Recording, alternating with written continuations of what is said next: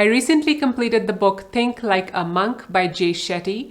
This book is divided into 3 parts, part 1, part 2, and part 3. In this video, I'm going to summarize part 2 of this book. If you missed my summary of part 1, you can watch it. The link will be in the description below. Hi, this is Supreet. I'm an engineer turned leadership trainer / YouTuber. I upload new videos about meditation, personal growth, and occasionally parenting. You can follow me at Grow with Supreet on Facebook, Instagram, and Twitter. This video is a long video. It is divided into topics or chapters. You can either watch or listen to the entire video, or you can go in the description and click on the timestamp of the topic that interests you.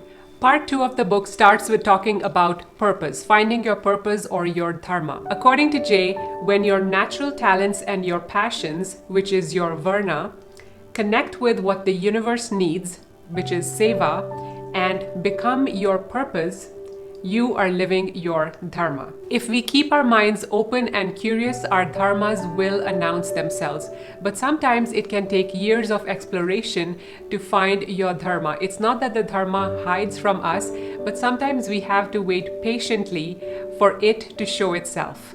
It took me a very long time to find my dharma, which is to help and inspire people on their personal growth journey.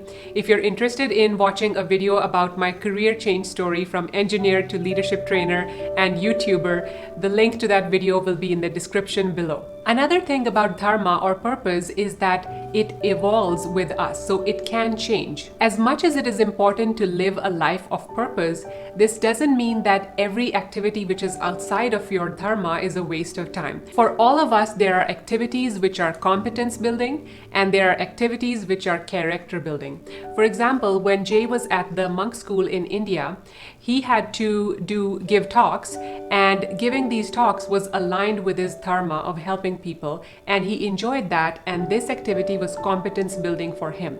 But there were some other things that he had to do, for example, taking out the trash as a part of the duties of a monk, and he did not enjoy that, but he realized that some activities are competence building, but other activities like taking out the trash are character building. So both of these activities, competence building and character building activities, are important. We need to work on both in order to serve our souls and a higher purpose. Considering how much laundry and dishes I do, I must have built a lot of character. Morning routine. Looking at your cell phone first thing in the morning is not good for you, because you're starting your day with overwhelming yourself with stress and anxiety.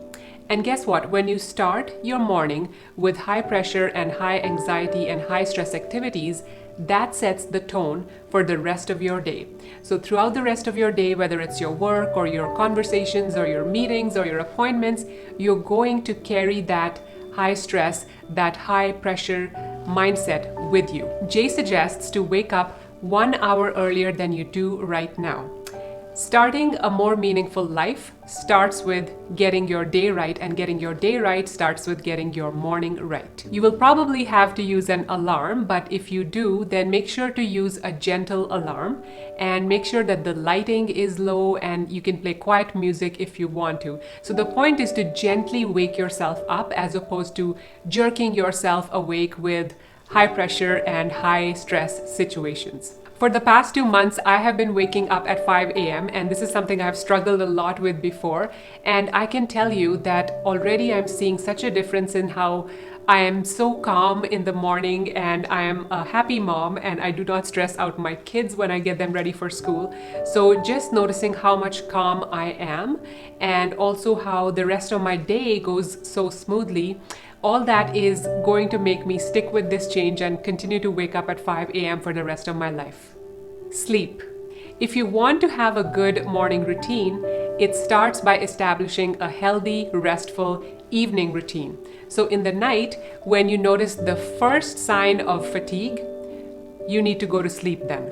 Amazon CEO Jeff Bezos says that he makes it a point to get 8 hours of sleep every night. Getting less sleep might give you more time to be productive, but the quality will suffer. Something new I learned was about the human growth hormone, or HGH, which is a hormone that is responsible for cell repair, and it can even help us to live a longer life. And research has proven that 75% of this amazing hormone is produced when we sleep, and even during that sleep, the highest bursts of HGH are produced between 10 p.m. and midnight. So if you're awake during those hours, you're cheating yourself of HGH.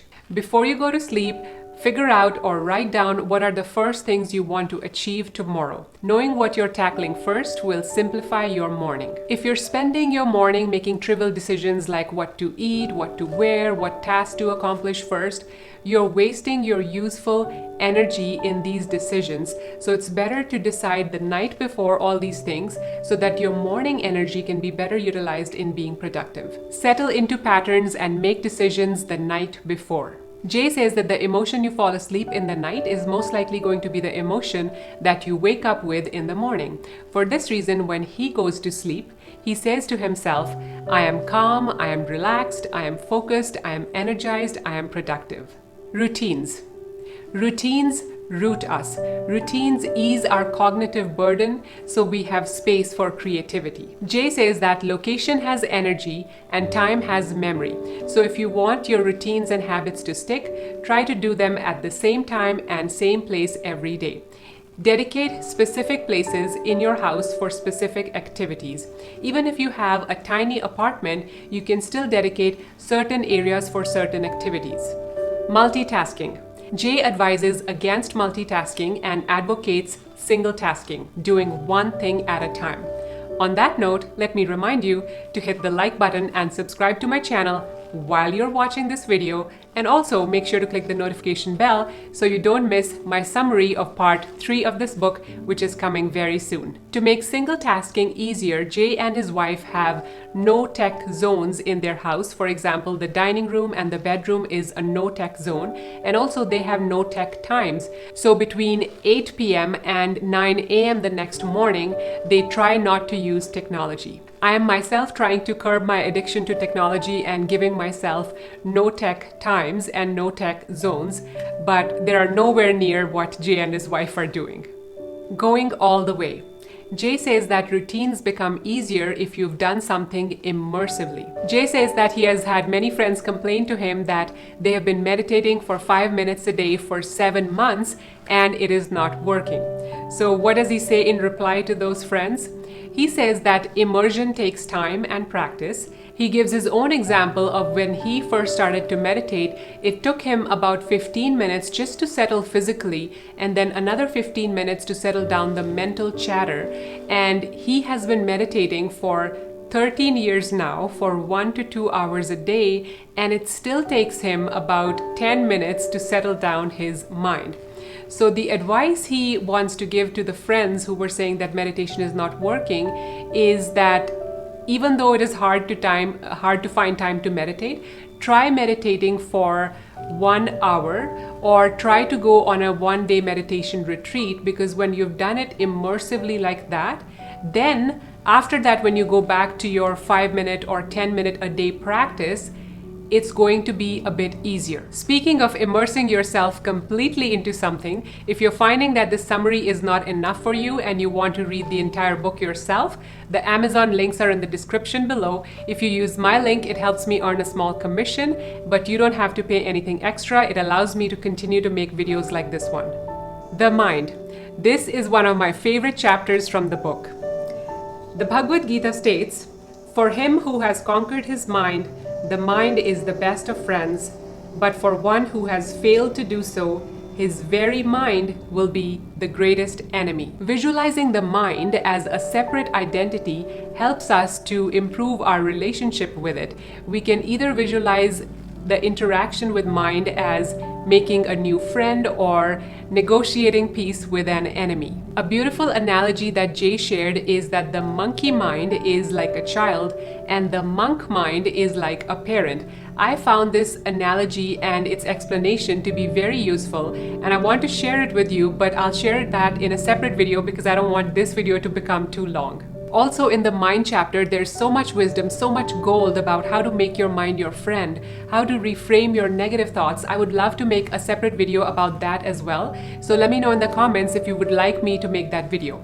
Anxiety and living in the present. We spend most of our times living in the past or the future. We are rarely 100% present in the present moment. Jay says that realistically, you will never reach a point in your life where you're 100% present all the time. And that's not the goal either. After all, thinking about the good times we've had in the past or the lessons we have learned in the past, and also thinking about our future and planning about our future are excellent uses of our mental bandwidth. But what we do not want to do is waste our time in regret and worry. A certain amount of planning is useful and it's a good preparation for the various scenarios in the future, but when it tips into a cycle of repetitive worry and anxiety or maybe unrealistic aspirations, that's when it becomes a waste of time. Jay says, when your mind continually returns to thoughts of the past or the future, look for clues in the present. Is your mind seeking to shield you or distract you? Instead of thinking about what mattered in the past or what the future might hold, gently guide your mind back to the moment. Ask yourself questions about right now. What is missing from this moment? What is unpleasant about today? What would I like to change? I would like to change the number of calories in chocolate to 0. Detachment. Jay says that a quote from Ali, who is the cousin and son-in-law of Prophet Muhammad, best explains the monk idea of detachment. And the quote is, "Detachment is not that you own nothing, but that nothing should own you." How beautiful is this quote? By the way, the book is full of amazing, beautiful, transformational quotes, and I have collected my top 30 of those quotes, and my sister has made them into a pretty PDF. If you want a free copy of that PDF, you can get it by clicking on the link in the description below. Like most monk endeavors, detachment is not a destination one arrives at, but a process one must constantly, consciously undertake. Experiments in discomfort, which the monks often do, like fasting, silence, meditating in heat or cold, they are all done to help with detaching the body from the mind. They make you realize how much of the discomfort is only in your mind. So these are some challenges or austerities that the monks undertake. But if you want, there are lots of challenges and austerities for you to choose from. For example, you can try to refrain from sugar or alcohol. You can do fasting. You can perhaps try to cut down your TV time or your social media time, or you could take on a physical challenge. Maybe you can try to refrain from gossiping or complaining and comparing. Whatever time you free up by not indulging in, let's say, TV or social media, then you can decide what you want to do with that newfound time. So if social media was your way of relaxing and decompressing, find something else that would help you achieve the same goal. My suggestion would be meditation. And you can also use your newfound time to complete projects that have been on the back burner for a long time. Ego. This is another one of my favorite chapters from the book. Jay says that insecurities make us want to convince ourselves and everyone else that we are special. So we contrive a dishonest version of ourselves in order to appear more knowledgeable, more accomplished, more confident. We present this inflated self to others, and we do everything we can to protect it. The self we want others to perceive. There's a meme that shows Warren Buffett and Bill Gates standing side by side, and the caption says, $162 billion in one photo and not a Gucci belt in sight. Here's another line I love about ego that Jay says, "The ego craves recognition, acknowledgement, praise, to be right, to be more, to put others down, to raise us up. The ego doesn't want to be better. It wants to be seen as better." There's so much more that I'm so excited to share about ego, and there's an exercise to help you transform your ego. But again, I don't want to make this video very long. So if you want me to make a separate video about ego and transforming your ego exercise, let me know. Soliciting feedback. On the topic of soliciting feedback, Jay says that we usually tend to make two mistakes when asking for feedback. We either ask everyone about feedback about one problem, or we ask feedback from only one person for all our problems. So in the first case, when you're asking 57 different people about one problem, you're going to end up with 57 different opinions, and you're just going to end up being overwhelmed and confused and lost. And on the other side, if you only go to one person with all your problems, you're going to overwhelm them with all your dilemmas, and hence they are going to be confused and burnt out. When you receive feedback or criticism from someone, an easy way to check if it's in good faith is to see if the person is actually willing to invest in your growth. Are they just going to criticize you, or are they going to help you improve? If not by themselves helping you, at least in suggesting you ways in which you can improve yourself. Humility. Too often when we do well, we feel good, we live well, and we say, I got this. And that's when we fail. Jay says that instead of letting your achievements get into your head, detach from them. Feel gratitude for your teachers and what you have been given. Sharing the success with them keeps you humble. Remind yourself who you are and why you're doing the work that brings you success. You are not your success or your failure. Aiming higher and higher beyond ourselves to our community, our country, our planet, and realizing that the ultimate goal is unattainable is what keeps us humble. Rather than seeing your achievement as a status, think of the role you play in other people's lives as your greatest currency. Power of visualization. Jay has given some examples in his book which shows how powerful visualization can be, and I'm going to share a few of those examples with you. Imagine that you hated the last thing that you said to a parent who has passed away, and now you have this guilt and regret.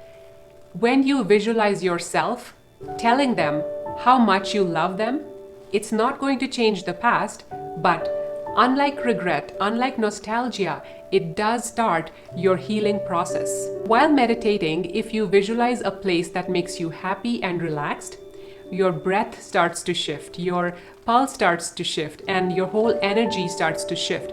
And even though you're feeling relaxed and happy in your visualization, you actually draw that feeling into your reality. Scientists at the Cleveland Clinic showed that people who imagined contracting a muscle in their little finger over 12 weeks increased its strength by almost as much as people who did actual finger exercises over the same period of time. Our efforts are the same, but visualization creates real changes in our bodies. One important note about visualizations is that we want to visualize positive things, not negative things, because negative visualizations will tend to trap us in painful images and thoughts. I'm going to visualize that pumpkin pie is 0 calories.